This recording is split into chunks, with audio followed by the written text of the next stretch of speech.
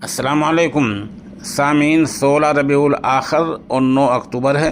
عنوان ہے صبح کی اہم خبریں۔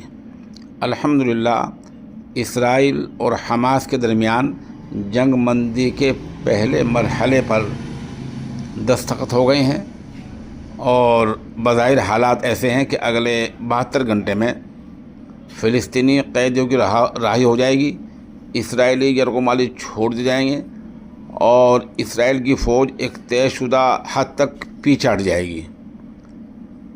جو حیات بخش ادویاں ہیں وہ پہنچنی شروع ہو جائیں گی، کھانے پینے کا سامان پہنچنا شروع ہو جائے گا، اور امریکی صدر ٹرمپ کا کہنا یہ ہے کہ 30 دن کے بعد تعمیر نو جو مکانات منہدم ہوئے ہیں، سڑکیں گری ہیں، پل، اسکول، اسپتال، ان کی تعمیر کا کام بھی شروع ہو جائے گا۔ اس مطلب کا اعلان خود امریکی صدر ٹرمپ نے اپنے سوشل میڈیا اکاؤنٹ پر کیا ہے۔ ادھر حماس نے بھی اس کی تصدیق کی ہے کہ اسرائیل اور حماس دونوں کے نمائندوں کے دستخط ہو گئے ہیں۔ حماس نے اب اس بات پر زور دیا ہے کہ اسرائیل کو مکمل شرائط پر اور امن پر عمل کرنے کے لیے مجبور کیا جائے تاکہ وہ مزید بربادی نہ کر پائے۔ ادھر افغانستان کے وزیر خارجہ امیر خان متقی دہلی پہنچ چکے ہیں اور تقریباً 1 ہفتہ یہاں وہ قیام کریں گے۔ ظاہر سی بات ہے جب وہ 1 ہفتہ ٹھہریں گے تو امن کی بات چیت ہوگی، روزگار کی بات چیت ہوگی، معیشت کی، اقتصادیات کی، دو طرفہ تعلقات کی بات ہوں گی۔ آپ ہمارے ساتھ بنے رہیں گے تو انشاءاللہ ہم ہندوستان اور افغانستان کے درمیان جو بات چیت ہوتی رہے گی ہم اس کو آپ کی خدمت میں پیش کرتے رہیں گے۔ ادھر جان لیوا کھانسی کی دوا معاملے میں مدھیہ پردیش پولیس نے کمپنی کے فیکٹری کے مالک شری سن میڈیکلز کے مالک رنگ ناتھن کو گرفتار کر لیا ہے۔ یہ وہی رنگ ناتھن ہیں جن کی کمپنی کی دوا پی کر 20 لوگوں کی جان چلی گئی تھی۔ ہمارے ملک کا یہ المیہ ہے کہ یہاں رشوت دے کر سب کچھ چلتا رہتا ہے اور جب کچھ بڑا حادثہ ہو جاتا ہے تو اس کو بند بھی کیا جاتا ہے، پھر گرفتار بھی کر لیا جاتا ہے۔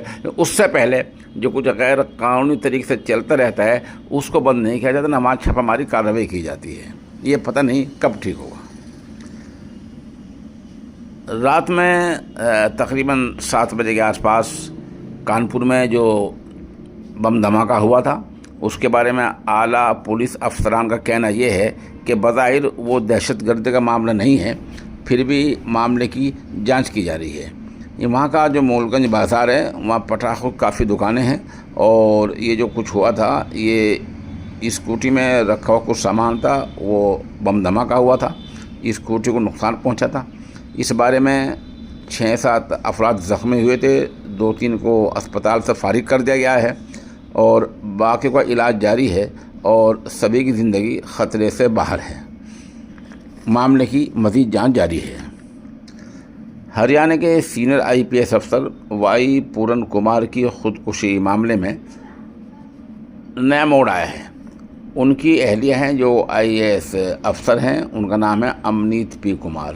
انہوں نے ہریانہ کے DGP شتروجیت سنگھ کپور اور روہتک کے SP نریندر کے خلاف شکایت درج کرائی ہے۔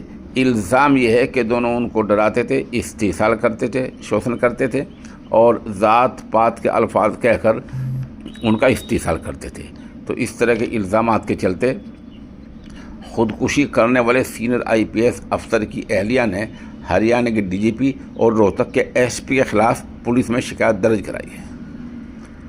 ادھر مغربی اتر پردیش کے میرٹھ کے علاقے میں سورج کنڈ پر شمشان گھاٹ کے پاس نگر نگم کی زمین پر چبوترا بنا کر درگا ماتا کی مورتی رکھ دی گئی تھی، جس کو نگر نگم کے اہلکاروں اور پولیس نے ہٹا دیا ہے۔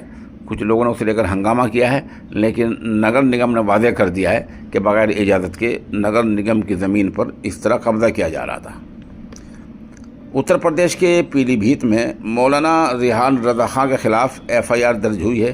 الزام یہ ہے کہ انہوں نے ہندو سماج کے خلاف کچھ غلط اور نازیبا تبصرہ کر دیا تھا۔